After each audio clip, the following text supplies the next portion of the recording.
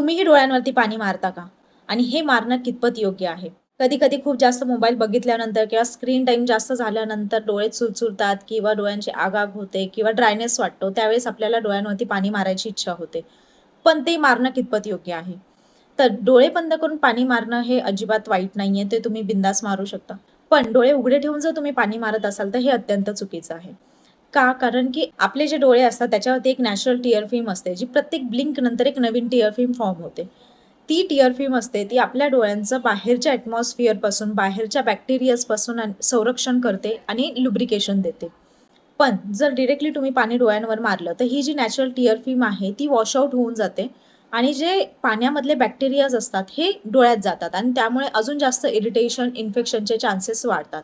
तुम्ही बंद डोळ्यांवरती पाणी मारू शकतात, आईस पॅक्स ठेवू शकता, पण चालू डोळ्यांवरती पाणी मारू नका. त्यांनी तुमचा ड्रायनेस किंवा तुमची जी काही कंडिशन आहे, इरिटेशन आहे, ते अजून जास्त वर्स होणार. त्यापेक्षा तुम्ही लुब्रिकेटिंग ड्रॉप्स वापरा किंवा तुम्ही आईस पॅक्स यूज करू शकता. बाकीचे पर्याय निवडा, पण चालू डोळ्यांवरती पाणी मारू नका. थँक